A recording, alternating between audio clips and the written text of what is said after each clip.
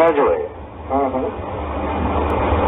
करिश्मा को फोन करके बोलता है कि तेरी मेरे आदमी आके तेरी माँ लेके चले जाएंगे। बस ये क्या होता है? बॉलीवुड की चकाचौंध भरी दुनिया, जहां कैमरों की फ्लैश, रेड कारपेट और फैंस की भीड़ हर सितारे को राजा जैसा महसूस कराती है। लेकिन इसी रोशनी के पीछे एक अंधेरा भी छुपा होता है, जो उतना ही ताकतवर और खतरनाक है जितना चमकदार चेहरा दुनिया को दिखता है। यह अंधेरा है अंडरवर्ल्ड का, और 80 से 90 के दशक में इसका बॉलीवुड से रिश्ता सिर्फ अफवाह नहीं, बल्कि एक कड़वा सच था। उस दौर में कई सितारों की जिंदगी में ऐसे लोग दाखिल हुए जिनके पास न सिर्फ पैसा था, बल्कि डर पैदा करने की ताकत भी। कुछ ने इस नजदीकी को महज दोस्ती समझा, कुछ ने मजबूरी, लेकिन कई लोगों के लिए ये रिश्ता जिंदगी का सबसे बड़ा गलती भरा मोड़ बन गया। इसी गलती ने एक बड़े स्टार की जिंदगी को जेल की सलाखों के पीछे पहुंचा दिया। एक ऐसा नाम जिसे देश बाबा कहकर पुकारता था, लेकिन एक दिन मीडिया की सुर्खियों में उनके नाम के आगे जुड़ गया आतंकी कनेक्शन का टैग। क्या वाकई ये रिश्ता महज दोस्ती था, या इसके पीछे छुपा था हथियार, साजिश और खून से रंगा सच? और सबसे अहम सवाल, क्या आज भी वही अंधेरा इस चमकदार दुनिया के आसपास मंडरा रहा है? आइए आज हम आपको ले चलते हैं उस दौर में जहां ग्लैमर और गैंगस्टर दोनों एक ही टेबल पर बैठकर हंसते थे, लेकिन उस हंसी की कीमत बहुत महंगी थी। 80 और 90 के दशक का बॉलीवुड सिर्फ पर्दे पर चमकते सितारों की कहानियों का मंच नहीं था, बल्कि यह उस दौर का एक ऐसा मंच था जहां अदाकार, निर्माता, निर्देशक और पर्दे के पीछे छुपे रहस्यमयी हाथ सभी मिलकर एक अनकही पटकथा का हिस्सा थे। और इस पटकथा के असली लेखक थे अंडरवर्ल्ड के वो खिलाड़ी जिनके पास न सिर्फ बेहिसाब दौलत थी, बल्कि डर और ताकत की ऐसी विरासत थी जो किसी भी सितारे के करियर को बना भी सकती थी और पल भर में तबाह भी कर सकती थी। शहर की रातें, महंगी गाड़ियों का काफिला, महलों जैसे बंगलों में चलने वाली पार्टीज और समुद्र किनारे बने विला में होने वाली महफिलें, इन सब के बीच सिगरेट के धुएं और शराब के गिलासों के पीछे अक्सर वो चेहरे बैठे होते थे जिनका नाम लेने से भी लोग डरते थे। और इन्हीं चेहरों के बीच बैठते थे वो लोग जिन्हें दुनिया पर्दे पर हीरो कहकर सलाम करती थी। मुंबई, जिसे तब बंबई कहा जाता था, अपनी फिल्म इंडस्ट्री के लिए जितना मशहूर थी, उतना ही कुख्यात भी थी अपने अपराध जगत के लिए। और इसी अपराध जगत का सबसे बड़ा नाम था दाऊद इब्राहिम, एक ऐसा व्यक्ति जो दुबई में बैठकर पूरे भारत के अंडरवर्ल्ड को नियंत्रित करता था, जो एक ओर तस्करी, हवाला और हथियारों के कारोबार से अरबों कमाता था, और दूसरी ओर बॉलीवुड की ग्लैमर वर्ल्ड में अपनी मौजूदगी दिखाकर खुद को वहां का सबसे असरदार मेहमान बनाता था। उसकी महफिलों में जाने वाले सितारों में कुछ लोग मजबूरी से पहुंचते थे क्योंकि उनकी फिल्मों की फाइनेंसिंग में अंडरवर्ल्ड का पैसा लगा होता था, कुछ अपने करियर को सुरक्षित रखने के लिए, और कुछ महज इसीलिए क्योंकि उन्हें लगता था कि ऐसे रसूखदार लोगों से दोस्ती रखने में फायदा है।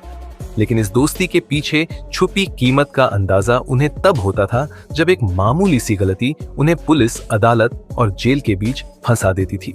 उसी दौर में एक अभिनेता जिसे लोग प्यार से बाबा कहकर पुकारते थे, अपनी बेबाक अदाकारी और दबंग छवि के लिए जाने जाते थे। लेकिन उनकी जिंदगी ने ऐसा मोड़ लिया कि पर्दे पर निभाए गए किरदारों की तरह असल जिंदगी में भी उन्हें कानून के शिकंजे का सामना करना पड़ा।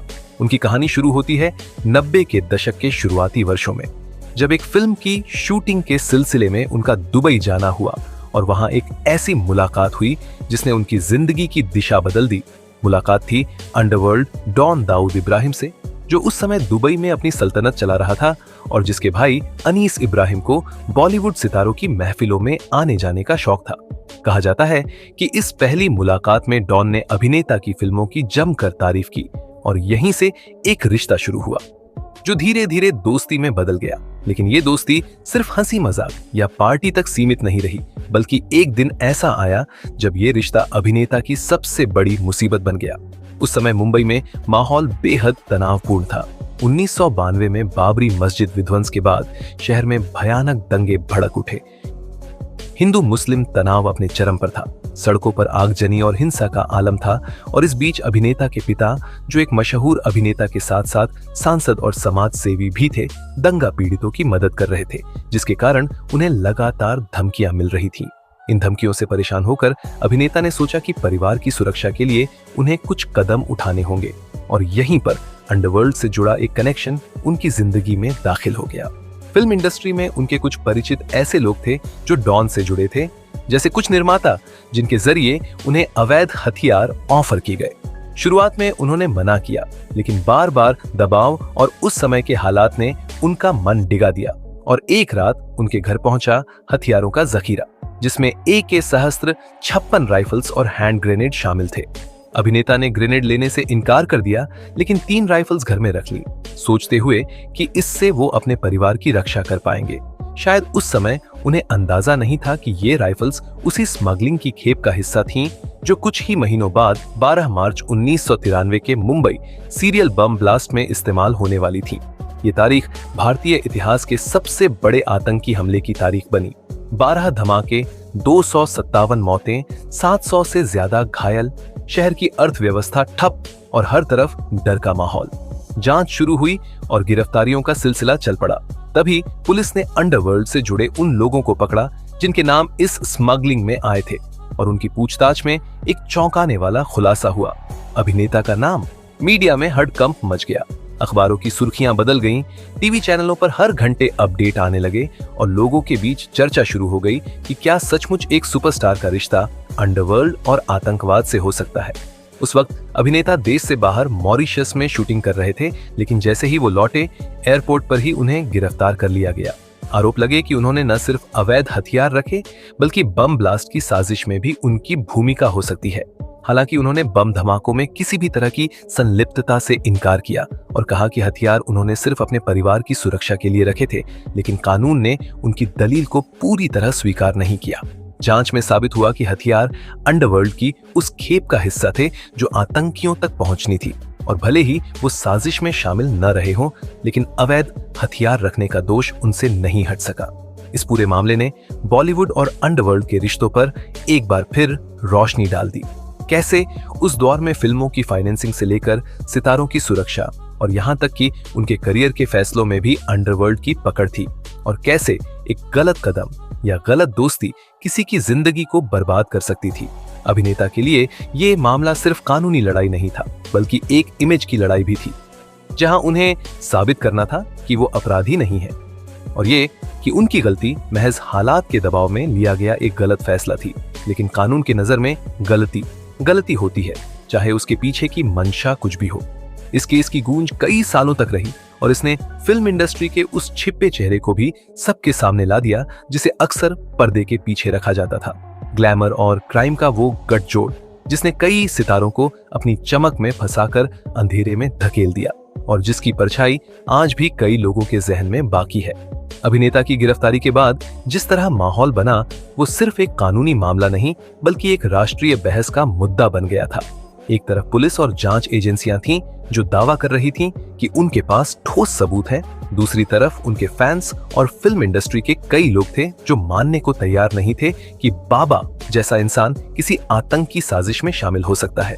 शुरुआती दिनों में जब उन्हें क्राइम ब्रांच में लाया गया तो घंटों पूछताछ चली, जिसमें बार बार यही सवाल गूंजता रहा कि हथियार कहां से आए, किसने दिए, क्यों रखे, और क्या उन्हें पता था कि ये खेप 1993 के बम धमाकों में इस्तेमाल होने वाली है। अभिनेता ने हर बार यही कहा कि उन्हें धमकियां मिल रही थी, पुलिस ने सुरक्षा देने से मना कर दिया था और उन्होंने सिर्फ अपने परिवार की सुरक्षा के लिए ये कदम उठाया। लेकिन जैसे जैसे जांच आगे बढ़ी, गवाहों के बयान और जब्त किए गए हथियारों की फोरेंसिक रिपोर्ट ने उनके बचाव को कमजोर कर दिया। मीडिया ने भी इस केस को दिन रात कवरेज दी।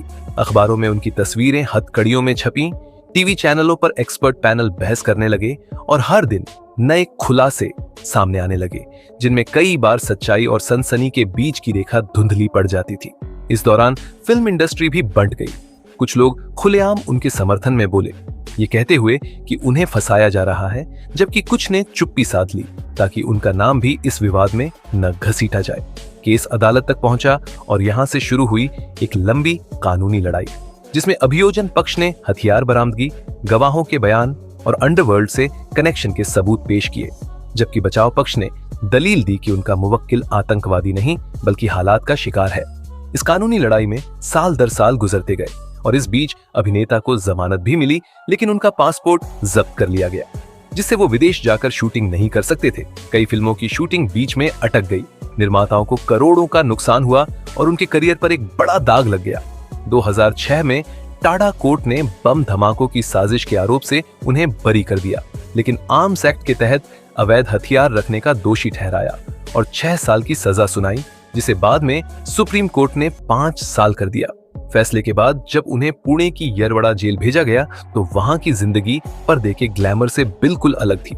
सुबह 5 बजे उठना, तय समय पर कैदियों के साथ खाना, जेल की यूनिफॉर्म पहनना और दिन का बड़ा हिस्सा जेल के नियमों के तहत काम में लगाना। कहा जाता है कि जेल में उन्होंने लकड़ी का काम करना सीखा, कई बार लाइब्रेरी में किताबें पढ़ी और कुछ समय अपने विचार लिखने में भी बिताया। लेकिन जेल के बाहर उनका परिवार और फैंस लगातार इंतजार कर रहे थे कि वो कब लौटेंगे। इस दौरान उनकी पत्नी, बच्चे और बहन प्रिया दत्त ने कई बार मीडिया में आकर उनके लिए अपील की, ये कहते हुए कि उन्होंने जो गलती की थी उसकी सजा वो काट रहे हैं और अब उन्हें दूसरा मौका मिलना चाहिए। जेल के दिनों में उनकी सेहत पर भी असर पड़ा, लेकिन उन्होंने इसे एक सबक की तरह लिया। कहा जाता है कि उन्होंने वहां रहकर जिंदगी और फैसलों की अहमियत को और गहराई से समझा। फरवरी 2016 में जब उनकी सजा पूरी हुई और वो रिहा हुए तो एयरपोर्ट से लेकर घर तक उनके फैंस का हुजूम उमड़ पड़ा। मीडिया वैन उनके पीछे पीछे चली और कैमरों की फ्लैश ने उन्हें फिर से उसी चकाचौंध में ला दिया जिससे वो सालों पहले एक गलती की वजह से बाहर हो गए थे। लेकिन इस पूरे केस ने सिर्फ उनकी जिंदगी नहीं बदली, बल्कि बॉलीवुड के उस छिपे सच को भी सामने ला दिया। कैसे एक दौर में अंडरवर्ल्ड का असर इतना गहरा था कि बड़े बड़े सितारे भी इससे बच नहीं पाते थे, और कैसे एक गलत दोस्ती या गलत फैसला उन्हें कानून के शिकंजे में फंसा सकता था। आज भी जब इस केस की चर्चा होती है तो लोग सिर्फ एक अभिनेता की कहानी नहीं सुनते, बल्कि उस दौर की भी कहानी सुनते हैं जब फिल्मी दुनिया की चमक के पीछे एक डरावना साया मंडराता था, और वो साया था ग्लैमर और अपराध के खतरनाक मेल का। अभिनेता ने जेल से बाहर आकर कई बार कहा कि उन्होंने अपनी गलती से सीखा है और अब अपनी जिंदगी को नए सिरे से जीना चाहते हैं। लेकिन उनकी कहानी एक सबक बन गई उन सब के लिए जो सोचते हैं कि ताकतवर और रसूखदार लोगों से नजदीकी रखना सिर्फ फायदे का सौदा होता है। उनकी जिंदगी का ये अध्याय इस बात का गवाह है कि एक गलत कदम, चाहे वो डर में उठाया गया हो या लालच में, जिंदगी की दिशा हमेशा के लिए बदल सकता है। और शायद यही वजह है कि उनका नाम आज भी उस दौर के सबसे चर्चित और विवादित केसों में लिया जाता है, जहां एक सुपरस्टार और अंडरवर्ल्ड की दोस्ती ने इतिहास के पन्नों में एक नया और कड़वा किस्सा जोड़ दिया।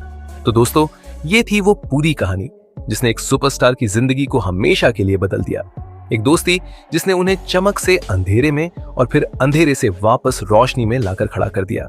ये केस सिर्फ संजय दत्त का नहीं था, बल्कि उस दौर का आईना था जब बॉलीवुड और अंडरवर्ल्ड का रिश्ता एक खुला राज था।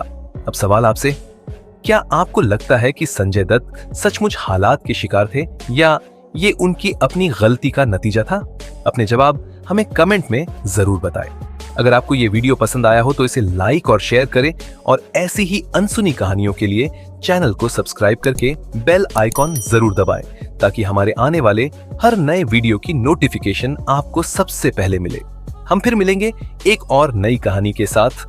तब तक के लिए नमस्कार।